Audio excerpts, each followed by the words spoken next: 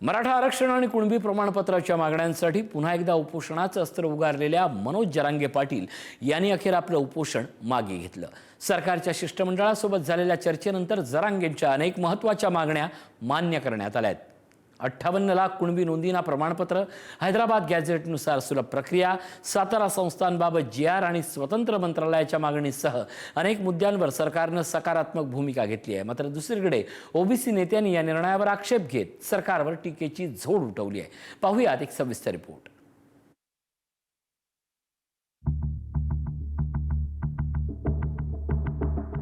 जालना जिल्ह्यातील अंतरवाली सराटी येथे रणरणत्या उन्हात मनोज जरांगे पाटील यांनी शनिवारी सकाळी आमरण उपोषण सुरू केलं होतं। हैदराबाद गॅझेटनुसार सरसकट कुणबी प्रमाणपत्र, प्रलंबित गुन्हे मागे घेणे आणि विविध संस्थांचे गॅझेट लागू करण्यासह अनेक मागण्यांसाठी हे आंदोलन सुरू करण्यात आलं होतं। उपोषण सुरू होताच राज्य सरकारच्या पातळीवर हालचालींना वेग आला। मराठा उपसमितीचे अध्यक्ष राधाकृष्ण विखे पाटील आणि भाजप आमदार प्रसाद लाड यांनी आंदोलनस्थळी जाऊन मराठा अभ्यासक आणि आंदोलकांशी चर्चा केली। अनेक फेऱ्यांच्या बैठका आणि मसुद्यातील बदलानंतर अखेर मध्यरात्री जरांगे यांनी उपोषण मागे घेण्याची घोषणा केली।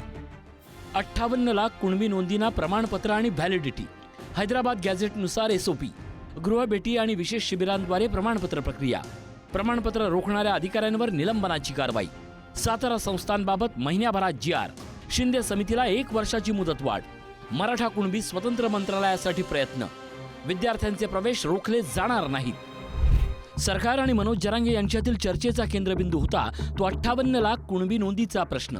या नोंदींना प्रमाणपत्र आणि व्हॅलिडिटी मिळाल्यास मोठ्या प्रमाणात मराठा समाजाला आरक्षणाचा लाभ मिळू शकतो, असा दावा आंदोलकांकडून करण्यात येतो।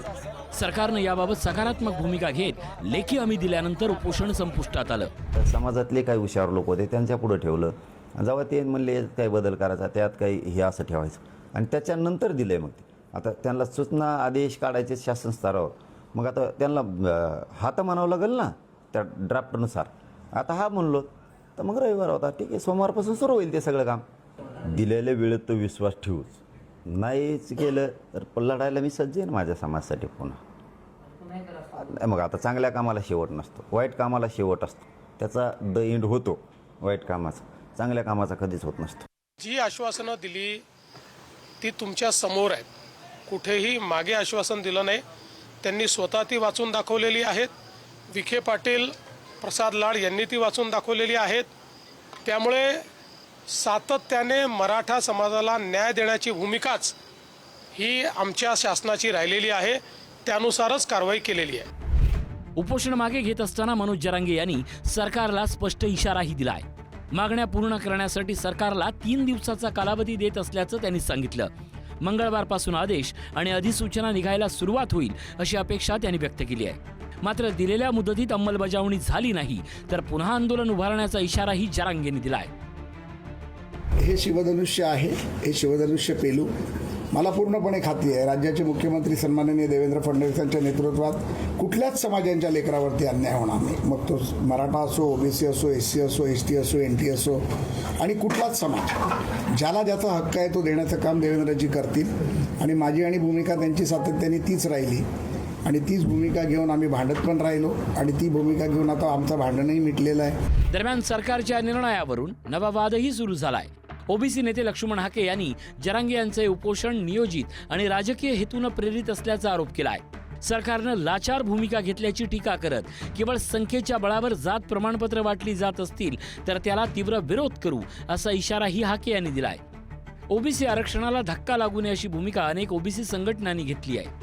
महाराष्ट्राचं लोकनियुक्त सरकारमधले प्रतिनिधी किंवा सरकार एवढे लाचार बघितले की एखादा रस्त्यावर खेळ करणारा ज्यावेळी माकडाला या काठीवरून त्या काठीवर उड्या मारायला लावतो ना, तशा पद्धतीनं सरकारचे प्रतिनिधी प्रसाद लाड आणि राधाकृष्ण विखे पाटील, ज्येष्ठ नेते म्हणा, कॅबिनेट मंत्री म्हणा, हे त्या माकडाप्रमाणे उड्या मारत होते। जरांगे नावाच्या माणसाला अडेलतट्टू भूमिका घेणाऱ्या, ज्याला लोकशाही मान्य नाही, इतरांचे हक्काधिकार मान्य नाही, त्यांना ओबीसीचं आरक्षण संपवायचं आहे, त्या माणसाच्या समोर जाऊन स्वतःचं माकड करून घेतलं विखे पाटलांनी। प्रसाद लाडला तर काही थोडी जनाची मनाची काहीच नाही, कारण तो सरकारचा कमिशन एजंट आहे। याच मुद्द्यावरून विरोधकांनी सरकारवर निशाणा साधलाय। काँग्रेस नेते विजय वडेट्टीवार यांनी सरकारच्या भूमिकेवरच प्रश्नचिन्ह उपस्थित केलंय, तर भाजप आमदार गोपीचंद पडळकर यांनी ओबीसी आरक्षणाला धक्का लागता कामा नये आणि बनावट जात प्रमाणपत्रांवर कारवाई झाली पाहिजे अशी मागणी केली आहे. यामुळे मराठा आरक्षणाचा प्रश्न पुन्हा एकदा राजकीय आणि सामाजिक चर्चेच्या केंद्रस्थानी आलाय. एकीकडे मुख्यमंत्र्यांनी ओबीसीची बाजू घ्यायची, विखे पाटलांनी करार करायचा. यात नेमका सरकारचा उद्देश काय की दोघांनाही एकमेकाच्या विरुद्ध लढवायचं आहे, दोघांनाही एकमेकाच्या विरुद्ध उभं करायचं आहे आणि सत्तेची खुर्ची टिकवायची आहे. ह्या सगळ्यामध्ये मी जरांगे पाटलांनाही सांगतो, हे लबाडाचं सरकार आहे, हे यावर विश्वास ठेवू नका. आणि ओबीसींनाही सांगतोय मी की सरकारची भूमिका कधीही तुमच्या बाजूला राहिली नाही. जो आत्ताचा GR काढला तो GR हा ओबीसीच्या बहुजनांच्या मुळावर उठणार आहे. त्यांचं काय आंदोलन कधी सुटलंय मला माहीत नाही, कुठल्या मुद्द्यावरती सुटलंय काय माहीत नाही, परंतु सरकारकडे आमची हीच मागणी आहे की मूळ जे ओबीसी आहेत त्या ओबीसींच्या वरती अन्याय होता कामा नये. नंबर 1. नंबर 2, ज्या मराठा समाजाच्या कुणबी नोंदी आहेत त्यांना दाखला देण्याबद्दल कुणाचा आक्षेप नाही, परंतु हजारो लोकांनी बोगस दाखले काढलेले आहेत, चुकीच्या पद्धतीनं दाखले काढलेले आहेत, यांच्यावरती गुन्हे दाखल केले पाहिजेत. ही आमची मागणी आहे आणि आम्ही ती लावून धरू. आता पुढे काय? सरकारकडून अधिसूचना आणि आदेश अपेक्षित. हैदराबाद गॅझेट SOP लागू करण्याची प्रक्रिया. 58 लाख नोंदींच्या प्रमाणपत्र वितरणाला सुरुवात. ओबीसी संघटनांचा विरोध कायम. सरकारच्या अंमलबजावणीकडे सर्वांचं लक्ष. मनोज जरांगे यांनी उपोषण मागे घेतलं असलं तरी मराठा आरक्षणाचा प्रश्न अद्याप पूर्णपणे निकाली निघालेला नाही. सरकारनं दिलेली आश्वासनं प्रत्यक्षात कितपत पूर्ण होतात यावर पुढील आंदोलनाची दिशा ठरणार आहे. दुसरीकडे ओबीसी संघटनांचा वाढता विरोध सरकारसमोर नवं आव्हान निर्माण करू शकतो. ब्युरो रिपोर्ट, पुढारी न्यूज.